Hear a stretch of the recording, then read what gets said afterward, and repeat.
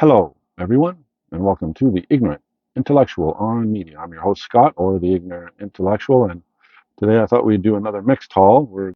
Um, I bought a whole bunch of stuff over the last week or so, but I was on vacation. I was out of town, so I didn't do any videos. Um, but now that I'm back and all this stuff is piling up, I thought I'd go through it quickly. Still going to be another long video because I got a lot of stuff. But I went to thrift stores. I bought some stuff privately and bought some stuff new off of Amazon as well. So I thought we'd go through it and see what I got. Uh, Hopefully it'll go quickly, but probably not. Anyways, so let's do this one first. Okay, so picked this up at a thrift store for $1.99. It's the Black Lips Good, Bad, and Not Evil. Don't know much about this. In a previous video, I was over at a thrift store and I found a Black Lips uh, CD. I think they were from Georgia, if I remember correctly. I'll put it down here, where exactly they're from. I haven't listened to their music, but I picked up another CD from them, and they're a garage band, and it's one of my favorite types of music, so I'm probably going to enjoy them.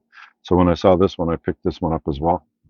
So it's called Good, Bad, Not Evil, and it came out in 2007 by the Black Lips. Next up is the Jazz Odyssey by Oscar Peterson. Anytime I go through a thrift store and I find an Oscar Peterson CD, I always pick it up. This one is from 2002. I'm assuming it's called the Jazz Odyssey from Verve. I'm assuming it's maybe a compilation released in conjunction with Oscar Peterson's autobiography. This collection offers as much insight into the great pianist's remarkable art as his memoir offers into his fascinating life. Okay, so it's a compilation disc put out in 2002 by Verve. All right, a jazz odyssey. Oscar Peterson's probably the greatest Canadian jazz artist of all time. All right. Next up is Frank Black. You probably know him as the lead singer of the Pixies. This came out in 1994. It was a solo album by him after I think the Pixies broke up. Um, Anyways, it's similar to Pixies music. If you like Pixies music, you're going to like this. And if you don't like Pixies music or haven't listened to the Pixies, uh, pick up Come On Pilgrim and their other stuff. They had a very small discography, but they're extremely influential. A lot of other bands, punk bands, garage bands, those kind of bands, um, refer to the Pixies a lot as a direct influence, right? So uh, that's by Frank Black. Came out in 1994. It's his second solo album, actually. And it's called Teenager of the Year. All right. So I'm doing all this stuff pretty quickly. All right. Next up is Blind Melon, their self-titled album. They didn't last very long before their lead singer ended up dying. I can't remember if it was suicide or maybe a drug overdose. Um, they're basically psychedelia, or art rock. Yeah, Sean Hoon, he died of a drug overdose after this album came out, and this came out in 1992. And if you were around in '92, you would remember this album, especially this girl in the Bumblebee costume, because their song "No Rain," which is a staple on rock radio, it's one of the great rock songs of all time. The video for it on MTV or Much Music had her on it, wandering around in the video or whatever, right? All right, so that's Blind Melon's self-titled album. Next up is Queen on Fire, the DVD collection. This is basically a two-disc DVD that um, when they were on stage at the Bowl, which I'm assuming is in England, right? Anyways, recorded live at the MK Bowl on the 5th of June in 1982. So this is at their height, right? This is before the death of Freddie Mercury and all that. And so I found this. Still looks really, really nice. The discs are beautiful.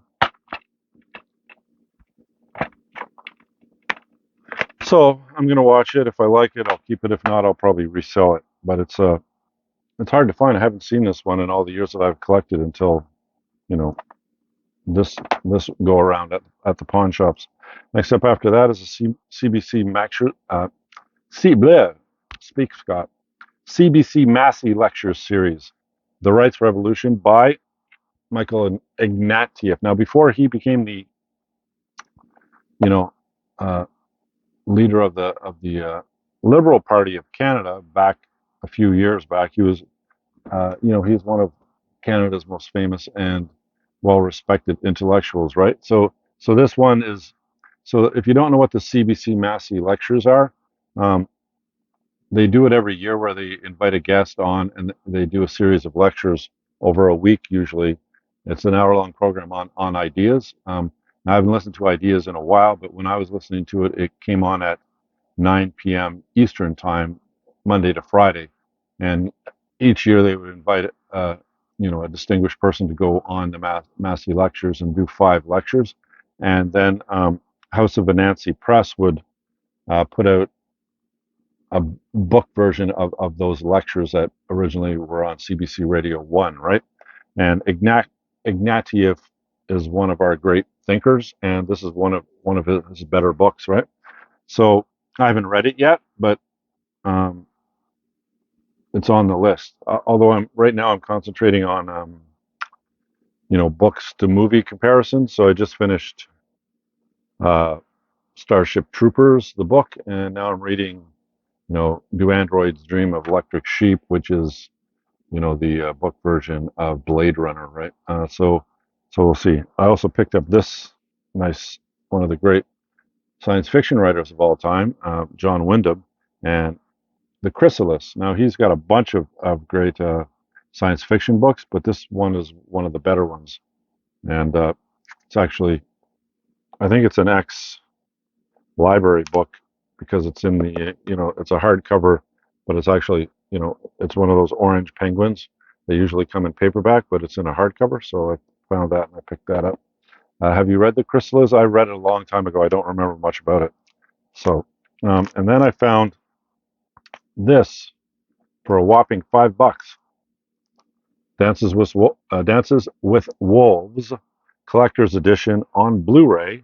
It still has whatever that paper thing on the back, because with the Blu-rays they kind of stick a paper sleeve or whatever on the back of it, um, and they don't really print much on the case itself, so they print it all on this piece of paper, and this usually gets lost over time. People don't usually keep them, they just throw them out, but this one had it on it. So Dances with Wolves is one of the great films, about Kevin Costner. He was part of the Union Army, one of the armies. Anyways, he ends up out in he got shot in the leg, or his leg's damaged. He thought he was going to die, so he asked to be put out in the remote part of the States at the time, and ends up coming into contact with well, they called them the Indians at the time. I can't remember, a Shawnee. I think it was the Shawnee in this film, right? And it's directed by Kevin Costner too. Came out in the 90s, if I remember correctly. 1990 it came out, and it's a really nice, perfect Blu-ray steelbook, and I got it for $5. Is that crazy? So I put it in plastic already, um, and I just haven't sealed it up yet because I think it's a DVD Blu-ray combo, because I wanted to pull it out and show it to you. So here's that. See, it's still stuck to the back. It's still attached to the back, right? And inside, you got 3 discs. So I'm assuming one of them is a DVD of it. The theatrical cut, you got the theatrical cut on, is this a Blu-ray? Disc 3 is the bonus features, and disc 2 is the extended cut. So it's all Blu-ray. It's not there's no DVD in it. So the 3 disc Blu-rays, the theatrical cut, the extended cut, and then bonus features. All right. So if you haven't watched this movie, first thing I would ask you is, where have you been? Um, and you should definitely watch it. Um, he's really good at it as well. I think he won an Oscar for it. He's a Canadian guy. Um, do I remember what his name is? I do not. Anyway, so what is his name? Yeah, it doesn't list. Anyway, so that's what the a nice Blu-ray edition of Dances with Wolves. Now I have I'll just throw in the DVD in there from because I have it on Blu-ray already in regular Blu-ray and on DVD. So I combine the DVD and the Blu-ray together into the Blu-ray case. So I'll just take the DVD out of the Blu-ray case and put it in this case, and then just sell the other Blu-ray. All right. Next up is I found this, A Night to Remember. All right, one of the Criterions, number 7 in the Criterion collection, in a nice Blu-ray, still new. All right, and I got this for $15. All right, off a private sale. The guy was selling it, so I got it for $15. A Night to Remember is what? On April 4th, 1912, just before midnight, the unsinkable Titanic struck an iceberg. So it's a story about the Titanic. All right, um, and it's a Blu-ray special edition and directed by Ward Baker, and it's still new. So until I watch it, I'm going to protect its newness, because if I ever decide to resell it, I can resell it for more if it's still in its, it's a new cellophane. It hasn't been opened yet. And then I found this one for $15, which is Dazed and Confused. I have this on a regular Blu-ray, um, but I found it at my favorite record store. It was also sell used, movies, DVDs, Blu-rays, 4Ks, that kind of thing, and they sell CDs as well and records. So I found this, and this guy had this on for $15. So I said, I don't have it in a Criterion. I have it in a regular Blu-ray. This is the DVD edition of it, but it's really nice. Still nice in its box. All right, comes with a beautiful booklet. All right. See, this is how I remember the Criterions collecting over time is, you know, they come with a large booklet. They come with more than just one disc. All right. They have a disc for the movie, and then a whole other disc for special features like documentaries and interviews and all that good stuff. They weren't you know they they put the effort in with their releases. Now I'm not sure when this came out. What's this? There's another thing in here as well. Oh, it looks like it's a poster. I didn't even realize there was a poster in this. Anyways, I'm not going to open up the poster. It's really hard to fold them back in once you open them. If I ever decide to put it on the wall, I'll take it out or whatever. So so 2 discs, a really nice booklet, a poster, in a nice box case. And the first thing I did, I put it in a bag to protect it. All right. And this is number 336 in the collection. All right. So that's Dazed and Confused. It's a Richard Linklater film. It's probably his best. It was probably his best film, Linklater. But he's got a bunch of the Scanner Darkly was another one I really liked, and there's the other one that was kind of like that weird kind of animation where they film it in regular film, and then they go over that film, coloring it to make it look like a cartoon, right? Anyway, so that's Dazed and Confused. All right. And then I found these three, um, the Turner Classic Movies set. There's a whole bunch of these um, on DVD. I don't know if they produce them on Blu-ray or not, but it comes with a nice slip cover. Usually 2 discs, sometimes 3. All right, and they'll put a movie on one side, a movie on the other, and you'll get 2 discs with 4 movies. So this one is the War Collection, which has Baton, Back to Baton. I think I have this one already though. The Green Berets and Destination Tokyo. All right. So this one is the War Collection, Battlefront USA, Turner Classic Movies. All right. And this one is their Best Picture winners. All right. So 4 films. You got Casablanca, Gigi, An American in Paris, and Mrs. Miniver. That's how you pronounce it, right? So these are a nice addition. When I find these were like $2.99 each. When I find these, I'll add them to my collection.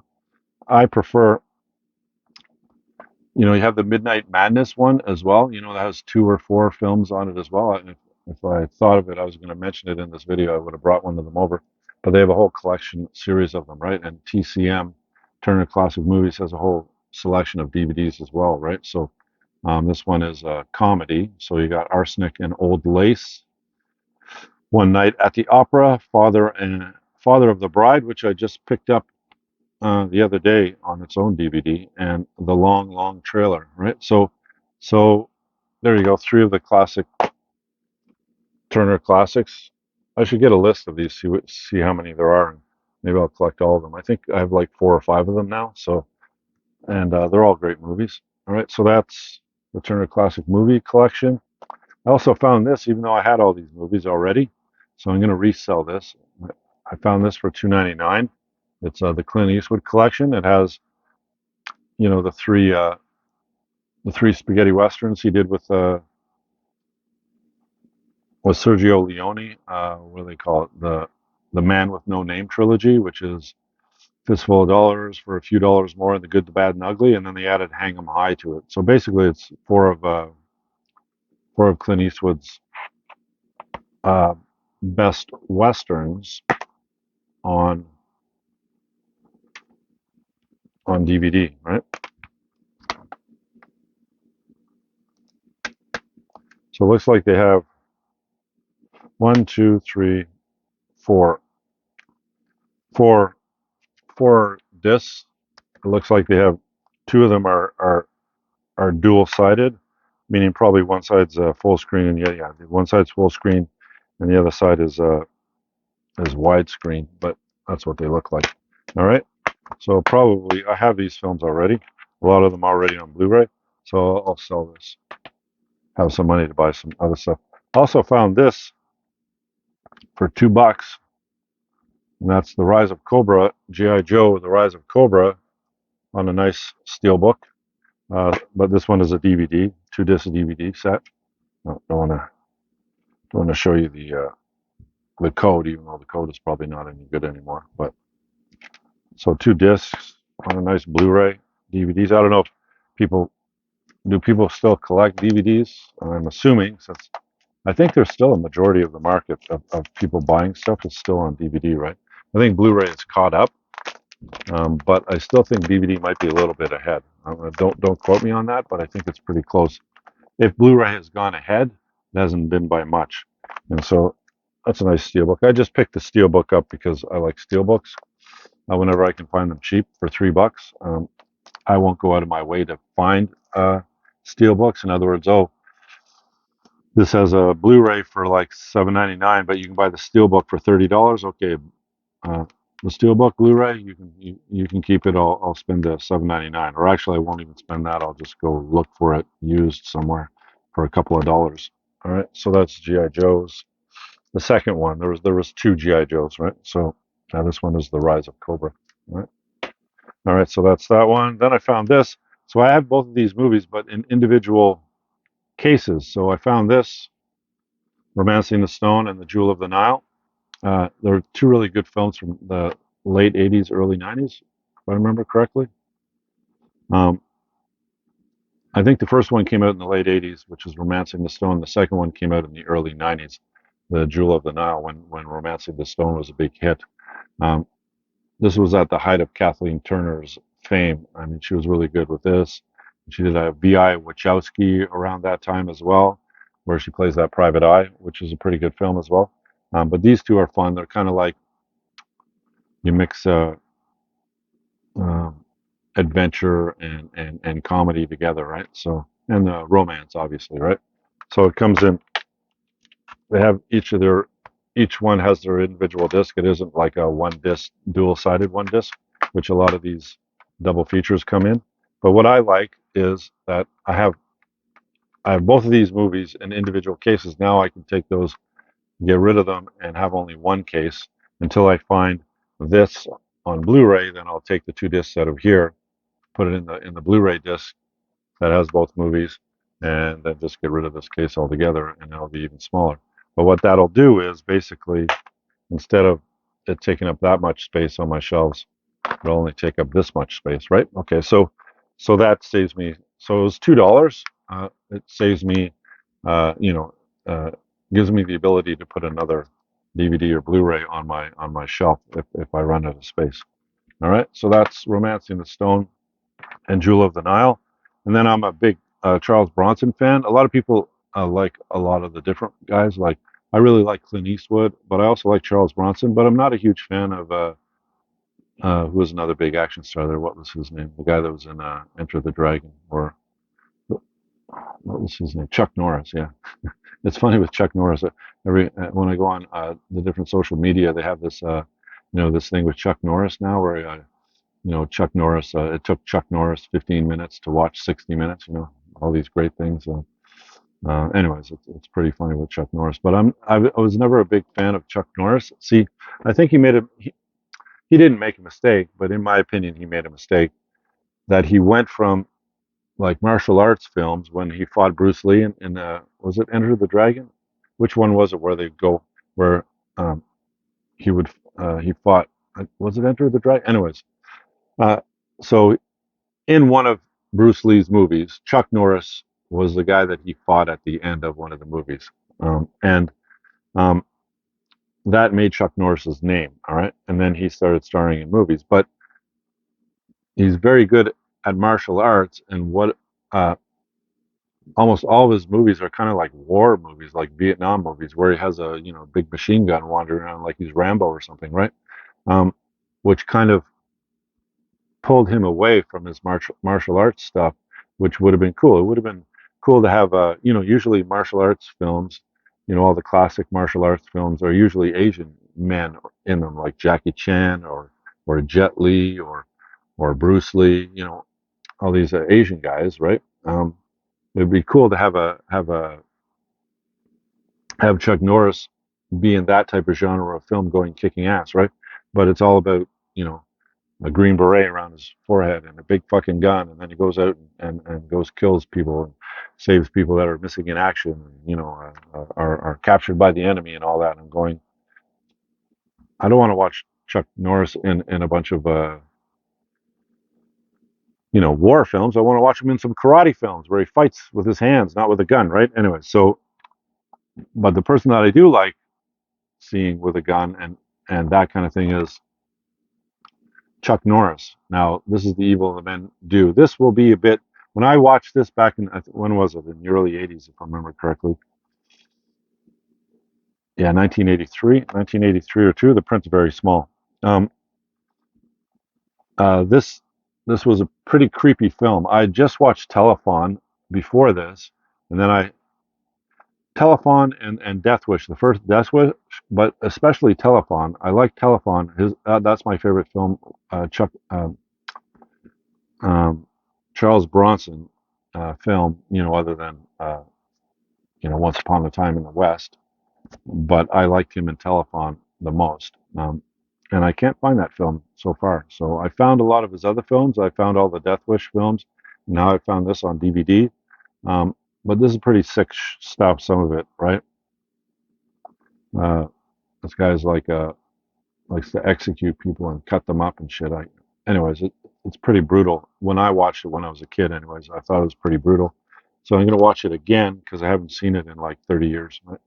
40 years. All right. So have you seen this film? What do you think? It was pretty brutal, right? All right. So that's all the used ones. And no, sorry, I found this one uh, also at the used record store that I really like. And this is a Blu-ray number 767 in the Criterion. It's a film directed by Stephen Frears, and I think it's one of the better. Could you call this queer cinema, or is calling gay men queer an in thing? And if you're not gay, you can't call a person queer. I don't know. I don't know the protocols for it all. But anyways, queer cinema, and it deals a lot with that type of stuff. So it came out in 1985. All right, and it's just over an hour and a half long. And it's actually Hannah Qureshi. Do you recall him? After he did this, he did a few books. And then he became internationally famous. I haven't read any of his books yet, but I know the name, right? Anyway, so they uh, they cleaned it up, and you get a new interview with writer Hanif Qureshi, if I can pronounce that properly. and producers Tim Bevan and Sarah Radcliffe and Stapleton, plus an essay by critic Graham Fuller, new conversations between director Stephen Frears and producer Colin McCabe, and a new restored 2K digital transfer of the film. So this is number 767 in the Criterion collection. I didn't have it, so I picked it up, and it was um, $15. I got it on Blu-ray at that used record store that I was telling you about. All right. So, and last, I ordered, not last, but last of this section of book, I just bought something else that I'm going to show you as well. There's a Blu-ray DVD combo of Harmonian, a film by Koji Fukada. All right.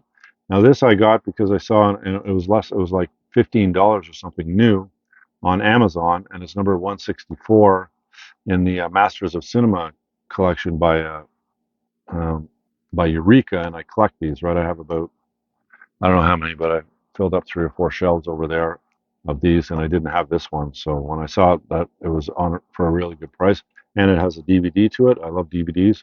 Um, I picked it up, and it's newer, but I haven't opened it yet. So, but I should protect it until I watch it. Right? It's always a good idea. Um, I was actually watching a YouTube video the other day about people protecting their media or whatever, and they say there's no real reason for it.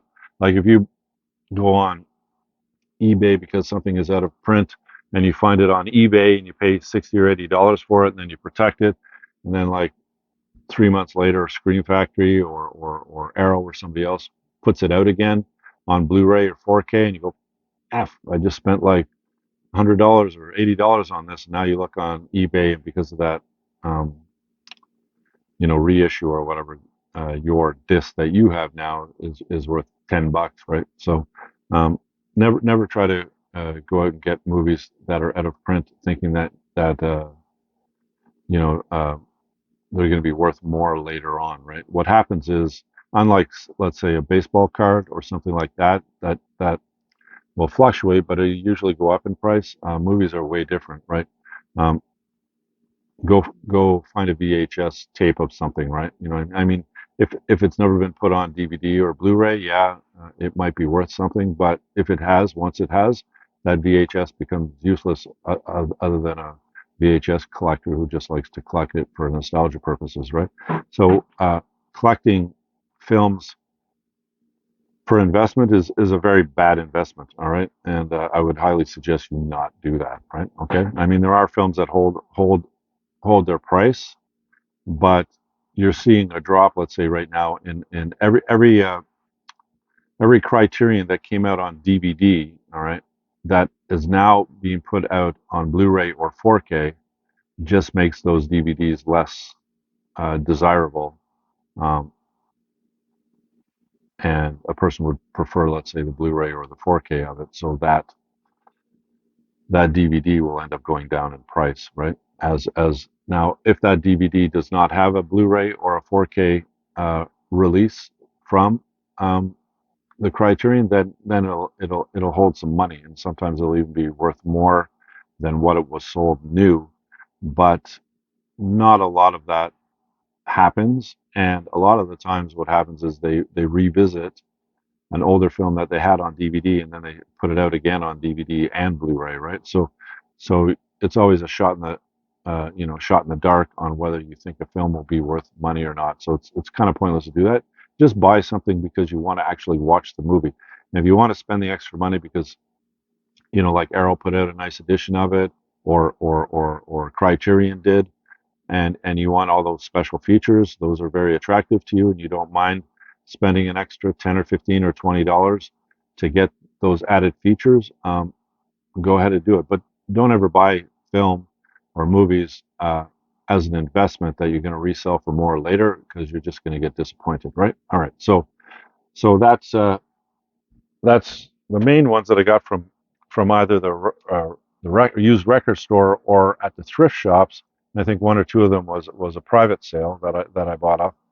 But yesterday or the day before, was it the day before? The day before yesterday, the guy was advertising on Facebook Marketplace a bunch of DVDs, um, like over 40 of them, and two of them were Criterions, and about 10 of them I didn't have yet, but the other 25, 30 I did.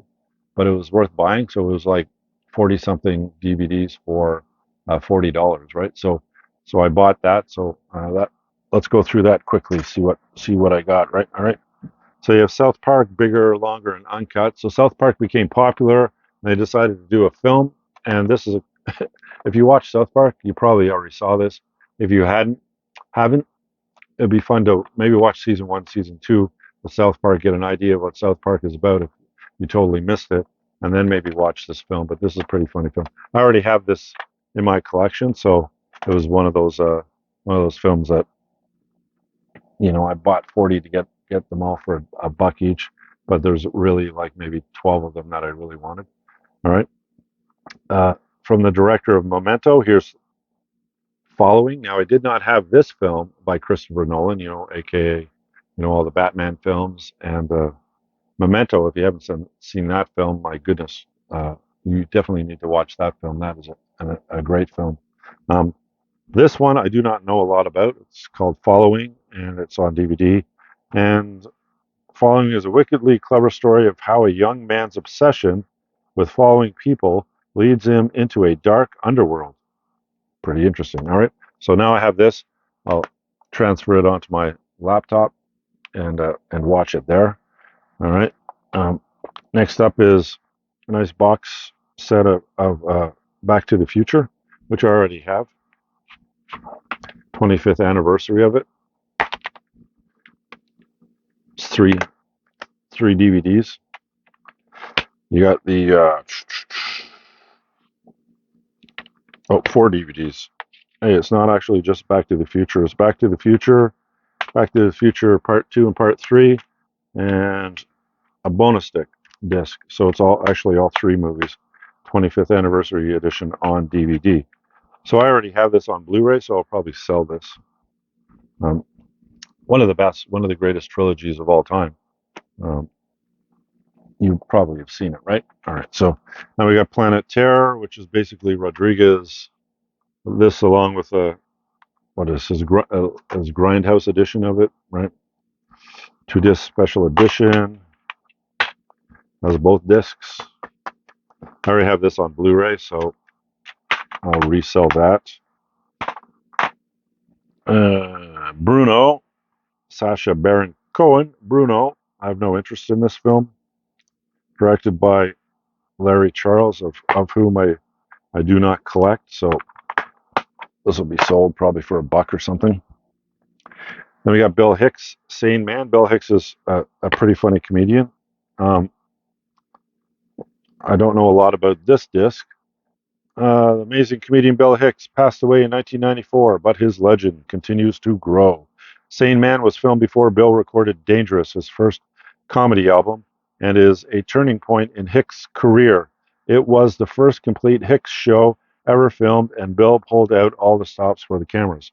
All right, so this is his first stand-up comedy filmed. So I'll watch that before I decide what to do with it. All right.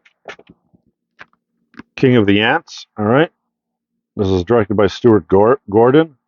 Um, from the director of Reanimator. Reanimator. All right. I have Reanimator. That's probably why I picked this one up. See if it's as good as that one. So King of the Ants. Dancer in the Dark. In a snapper case. All right. I have this film already, so I'll probably sell it. But if you have not seen this film, I highly suggest you do. It's one of the weirdest musicals. It's up there with Johnny Depp. What was that film about the haircutter shaver guy? What was that? It escapes me right now. Directed by Tim Burton. What was that called? Sweeney Todd. It's up there with Sweeney Todd as one of the most interesting and strange musicals of all time. This one has Bjork in it, and that's the main attraction. Bjork's voice is second to none. She has an amazing, amazing voice, and she sings a bunch of songs in here. I won't kill it, but it's a pretty sad story. If you want to feel depressed and feel sad, watch that film, Dancer in the Dark. All right. Irreversible. This is a Gaspar Noé, French filmmaker, and this is one of the most brutal films. Uh, I'm surprised this wasn't rated X. All right. Um, he plays with time in this, where the beginning of the film is actually the end of the story, and then you're basically rewinding through the whole story. Um, the ending of it, it shows two guys going into these different uh, bars, gay bars, and that because the one guy is looking for the person that sexually assaulted his wife or his girlfriend, anyways, and it goes back and it's pretty brutal stuff. I mean, not just, I mean, like, was it a club? I can't remember. It used some sort of. There was one scene in it where you used a blunt object on one guy, and basically you saw him basically crush the guy's skull. You know, you don't hear it, and the camera pulls away. You're watching it, right? And the whole movie is pretty brutal. And the actual sexual assault on Monica Bellucci in that, what was it, like a tunnel or whatever? There was a tunnel area, which is which ends up which is almost like the start of the story, but it's almost at the end of the film, and that was a very brutal scene as well. So Gaspar Noé, all of his films are that way. They're just like, they just push the boundaries of violence and good taste. Let's put it that way. But I have this film already, so I'll probably resell it. All right. Yeah, the Simpsons movie. If you're a fan of the Simpsons, I'm not a huge fan of the Simpsons, so um, all right. This was another reason why I picked up this collection was uh, this film. All right. This film is Visitor by Takeshi Miike, and I don't know if you know who Takeshi Miike is, but he's got some pretty brutal films as well. He's one of Japan's most prolific filmmakers. He's made hundreds of films, um, and a few of them are on my all time list. He's got a very weird sense of humor and weird way of filming things. So when you watch a Miike film after you've watched a few of them, you kind of go, wow, this guy's. I'd like to meet this guy because this guy has a very interesting way of thinking, right? Anyways, some of the films, maybe Itchy the Killer is probably one of his more famous films. I have not seen Visitor yet. I have seen Itchy the Killer, and that's pretty effed up film. I mean, there's one guy in it that he took razor blades and he cuts his face out this way, and then he takes safety pins and attaches his face back together so that when he has a cigarette and when he blows, he just keeps his mouth closed, and the holes that he made in the side of his mouth, smoke comes out of there, and it makes him feel like he's a dragon, right? Anyways, it's kind of his psychologically screwed up films, a lot of them. But there's also one called The Happiness of the Kurosawas or Katanas. Happiness of the, I can't remember the name of the Japanese name of the family, but they own this hotel, and this hotel is bad luck, and it's pretty, it's very dark humor. But if you haven't seen that one, The Happiness of the something, I'll put it down here. All right, that's extremely good as well. All right, so like my two favorite, like more modern type of directors are Miike and Takeshi Kitano. He's the guy that did a lot of the modern version of the Blind Swordsman. There was Zatoichi in the Blind Swordsman. He made a film. He also starred in. You probably know him from if you ever picked up the Japanese film Battle Royale about these high school students that don't respect their elders or authority or teachers, so they're all on this island and they get put on the island out in the forest, and they have to kill each other to survive. Only one person survives or whatever. Anyway, so it's called Battle Royale. Takeshi Kitano played one of the teachers in that film, but he was like, the blind swordsman Zatoichi.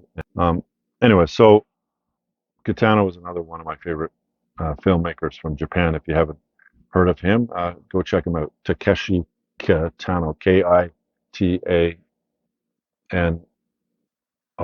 Kitano, Katana. Anyways, all right. Next up is Edmund, a Heart pounding thriller. Now, who directed this? Stuart Gordon directed this one as well. All right, so I don't know much about this film. Looks like it stars William H. Macy and Julia Stiles.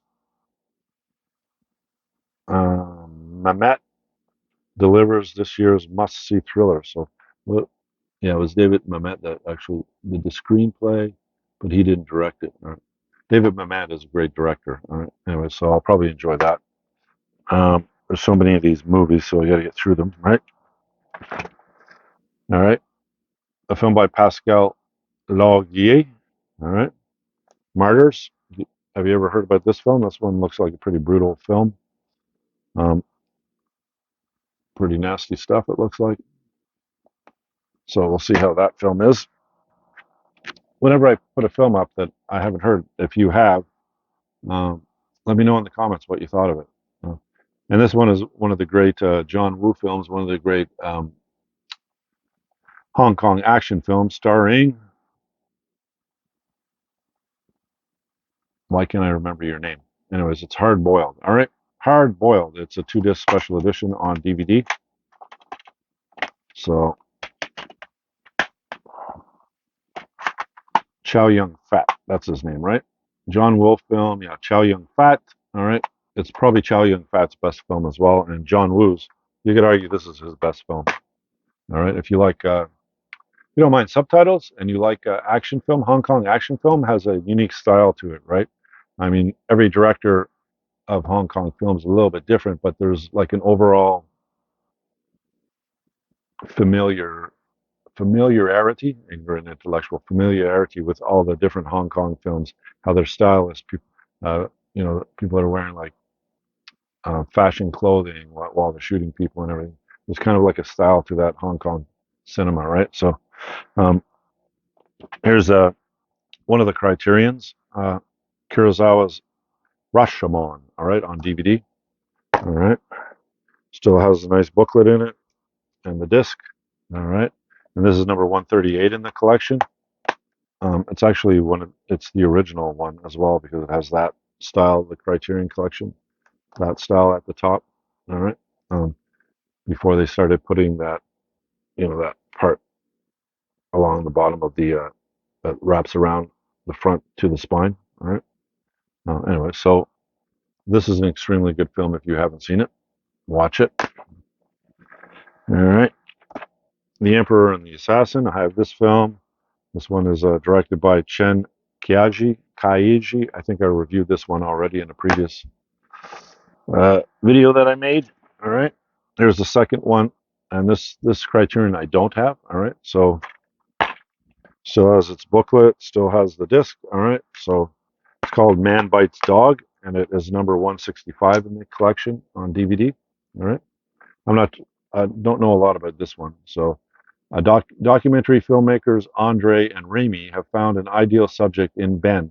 He is a witty, sophisticated, intelligent, well-liked, and he is a serial killer. All right, so I should bites dog. I should have a pretty good enjoyment watching that one. All right, Gary Oldman in Immortal Beloved. All right, this is written and directed by Bernard Rose. I don't know much about this film, so we'll see what I do with that one. All right.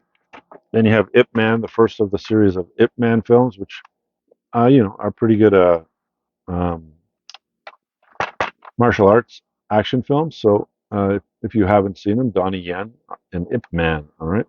There's I think 4 of these. I have the trilogy, and I think they came out with a 4th one, but don't quote me on it. Maybe it's only 3. I'll I'll leave how many there are down here. All right. Um, City of God, which is an extremely good film by Fernando Meirelles. All right. When this came out, everybody loved this film. Um, it's based on a true story, but do you think I can remember a lot of it? It's been so long since I've seen it. Um, it's Portuguese and Portuguese with English subtitles. Celebrated with worldwide acclaim, this powerful true story of crime and redemption has won numerous prestigious awards around the globe. The streets of the world's most notorious slum, Rio de Janeiro's City of God, are are a place where combat photographers fear to tread. Police rarely go, and the residents are lucky if they live to the age of 20. Anyways, it's a pretty powerful film. All right. And Lars von Trier's Manderley. I have this film, but I haven't watched it yet. Manderley features an all-star cast including Bryce Dallas Howard, Danny Glover, William Dafoe, and Lauren Bacall. It is the second film in a trilogy by renowned filmmaker Lars von Trier, the other two being Dogville and Breaking the Waves. Set in the American South in the late 1930s, Bryce Dallas Howard stars as Grace, a young woman who finds herself on a plantation that is operating as if slavery hadn't been abolished. All right. Anyways, it's a pretty powerful film. All right. Fight Club. Everybody knows Fight Club. There's so many of these out. I may just toss this.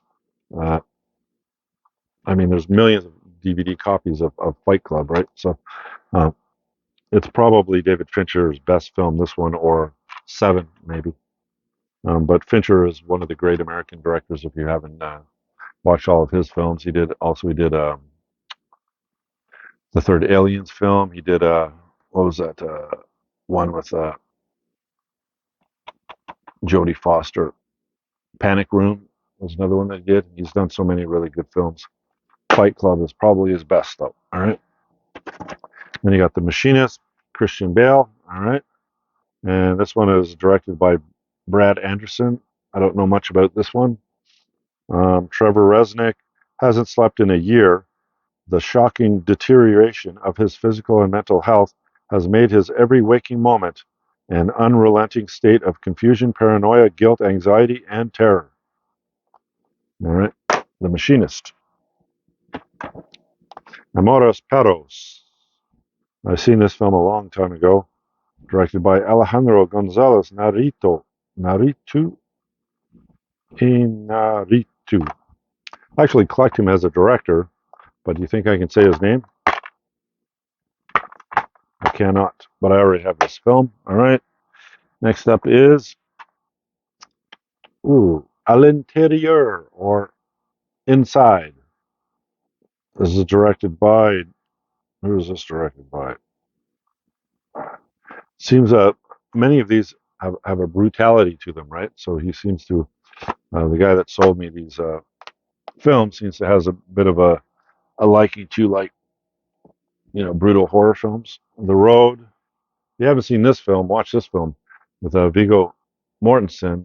It's based on the novel, and I read the novel as well. So I read that novel and I watched this film. So maybe I should do a comparison of those two. I never even thought of this film for it, but um, I don't collect the director of this film, but this film is extremely good.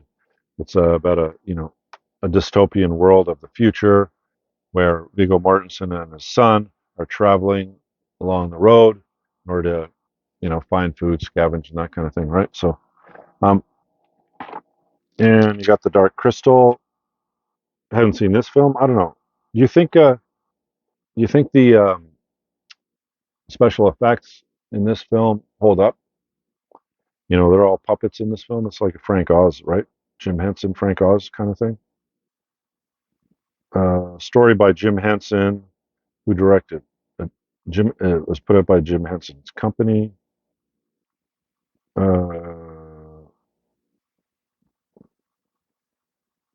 Produced by Jim Henson and directed by Jim Henson. Yeah, and Frank Oz. So, do you think it holds up? When I watched this as a youngin, I really enjoyed this. I have this in my collection already. Um, it's pretty good. And Office Space. Everybody knows Office Space. Um, one of the funniest, like what would you call that sense of humor where, they're not trying to act funny. It's not farce. It's not a slapstick. It's like dry humor. Um, extremely good film if you haven't seen it. Directed by Mike Judge. All right, he did a bunch of good comedies.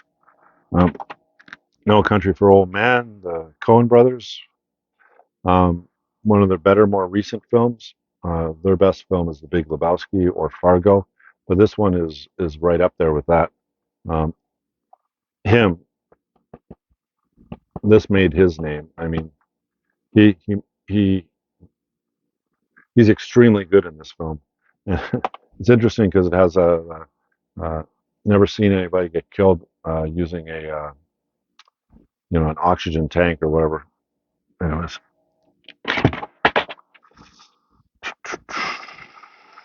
Lionsgate presents Happiness, directed by Todd Solondz.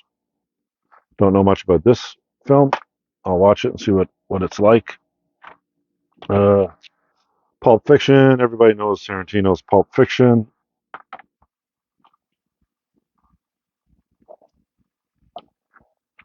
Nice edition of it on DVD, but I have it on Blu-ray and DVD already. So just like Fight Club, there's like thousands of millions of these Pulp Fiction discs.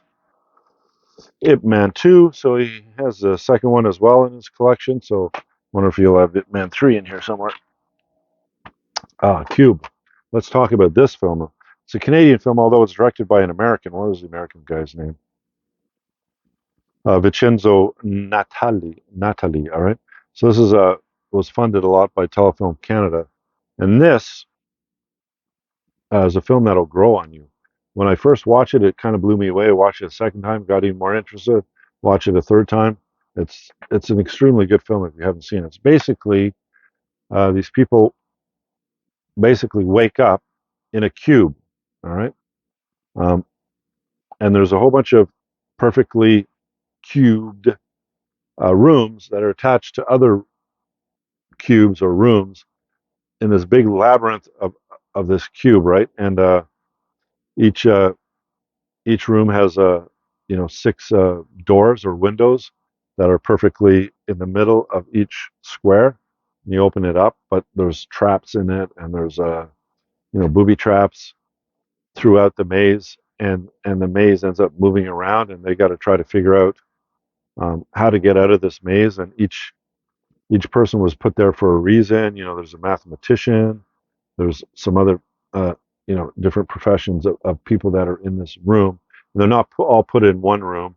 They're in other rooms, and they end up slowly finding each other. Right.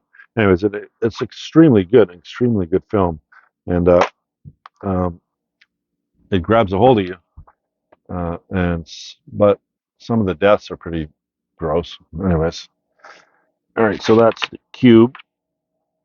Altered States. I remember watching this back in the early 80s. When does this come out? Yeah, 1980. And it was a pretty intense film back then. I don't know if it'll hold up. It's in a snapper case as well. Um, I would have to watch it to remember it. All right. And he definitely liked Tarantino films, because here's Jackie Brown in another nice, Blu-ray, DVD edition. I again already have this film on Blu-ray, so this will be going up for sale.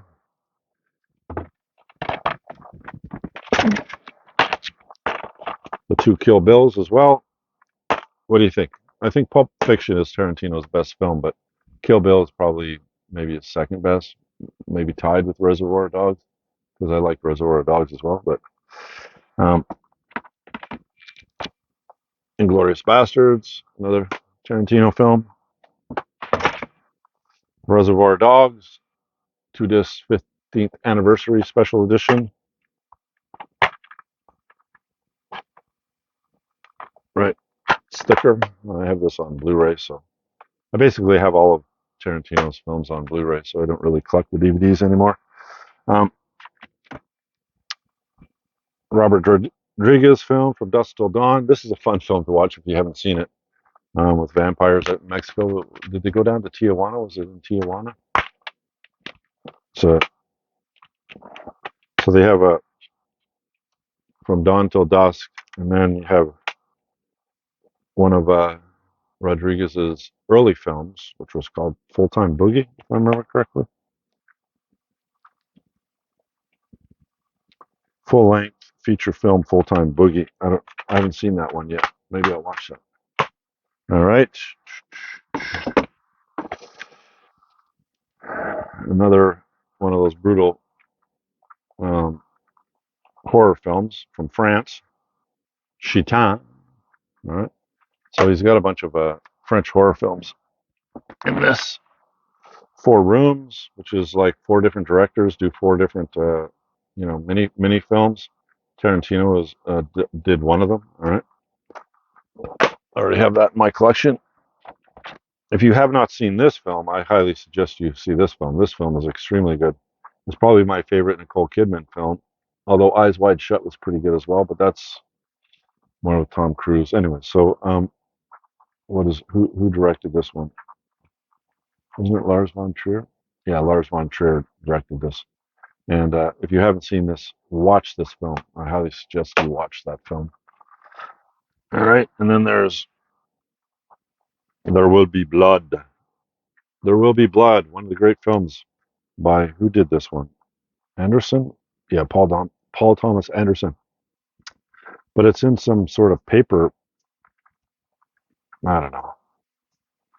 It's probably a slipcase that doesn't have the slipcase, because it's, you know, probably just throw that out. I don't know. And you got Jeff Dunham arguing with myself. I don't know if you like Jeff Dunham, a ventriloquist, probably the most famous ventriloquist of all time. And I like the jalapeno guy. He always made me laugh. Right? All right. And we're almost. Mel Gibson's The Passion of the Christ. I watched this once. It was boring. I yawned. And the brutality on the Jesus character is pretty nasty. And I think Mel Gibson was going for that to kind of visually show people what Jesus went through on his trek up the hill to be crucified. So, and if you haven't watched this film, I highly suggest you watch this film, Spirited Away. It's one of the greatest anime films of all time, by Studio Ghibli. In fact, all 22 of Studio Ghibli's films have something worth watching in it, but there is a hierarchy of probably 5 or 6 of their films that are just really, really good, like Ghost of the Fireflies is one, and Spirited Away is another one, and My Neighbor Totoro would be another one. If you can find those 3 films, watch them. You won't be disappointed. But I would suggest you find them on Blu-ray. And I wonder if they'll ever get 4Ks. If they did, man, I'd pick up the 4K editions, and I'd get a 4K player to watch the Studio Ghibli films in that clear, because I don't care about resolution as much as access to the film, right? So if I can find the film on DVD, I'm not going to not get it because, oh no, I want a really good edition of it. I'm going to wait for the 4K, or I'm not going to buy it until they release it on a Blu-ray or something, right? You know what I mean? So um, I don't care. I want to see the film, all right? And if the film is not the greatest visually, don't care. I want to see the film, right? So um, if I can find it on a higher resolution disc, I will, right? Um, but when it comes to, let's say, Pixar films and Studio Ghibli or whatever you call it, films, I would prefer the highest resolution possible, because with animation, with cartoon animation, all the different types of animation, computer animation, it really looks good when it's super clear, and the picture is very important when it comes to animation, right? Less so when it comes to live films, right? So I have a bunch of Steelbooks of Studio Ghibli Steelbook Blu-rays that I have, so I'll probably just resell that.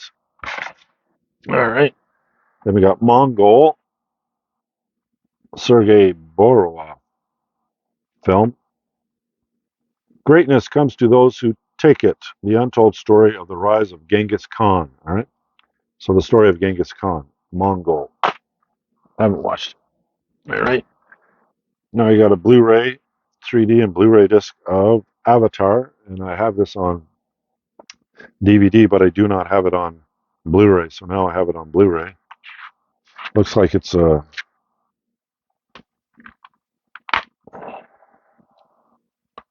Yeah, it's in good condition. Um, it's got that kind of 3D looking CD case, so not too bad. So I'll add that to the collection. And now you got Death Proof, which is basically the Tarantino side of the Grindhouse feature films that Tarantino and Robert Rodriguez did. This one stars Kurt Russell in this car here, right? I I, I like the shtick of of the girl who loses her leg, and they put a machine gun on her leg, and she gets on the motorcycle and starts shooting all these zombies or whatever from the Rodriguez film. So I like the Rodriguez film actually better than the Tarantino film. So he's got a bunch of Rodriguez and Tarantino films and a bunch of French horror and Rutger Hauer and Hobo with a Shotgun. This is a fun film to watch, and you gotta love Rutger Hauer, right? I mean, I've always liked him ever since Flesh and Blood uh, and Blade Runner. So, and then you got one of Cronenberg's best films, Videodrome, in a regular DVD. This one comes in the Criterion collection, um, but it's very difficult to find. It's funny because I looked for this film for years, and then in the last 6 months, this is the third edition I found of it. So it's really strange. If you haven't seen it, it's a really screwed up film where what's that guy's name? James Woods. Yeah, there's a section in this where James Woods has flesh go over his hand when he's holding the gun, so his gun turns into his hand, and it was really weird shit, right? But Cronenberg is famous for that. And then you have Memento. I was mentioning that. Um, this is one of the great films. It's basically a man who has no short-term memory is looking for the killer of his wife, and he ends up tattooing stuff and writing stuff on his body, tattooing things so he won't forget. Because as soon as he gets distracted on one train of thought, he forgets, and then he's all the way back to the start. It's quite an interesting film. And that's it. That's all of them. So I hope you enjoyed this video, and I hope you like the films that I showed you. Um, there's a bunch of them in here that are some of the greatest films of all time. Memento being one of them. All right, Videodrome, one of Cronenberg's best. So there's a lot of good or great films in here that and a few Criterions as well. So it was worth the $40. I'll just take the ones that I don't have, and I'll keep them, add them to my collection, upgrade them if they're Blu-rays. There's a few Blu-rays in here, and sell the ones that I don't want, and recoup the money that I spent. Right. So, anyways, okay. So that's all of them. I hope you enjoyed this film and film. Why do I always call it a film? It's a video. I hope you enjoyed this video. If you liked it, leave me a thumbs up if you can. And if you want, subscribe. I would enjoy if you did that. And we'll have some more videos in the near future. And I'll talk to you soon. Bye for now.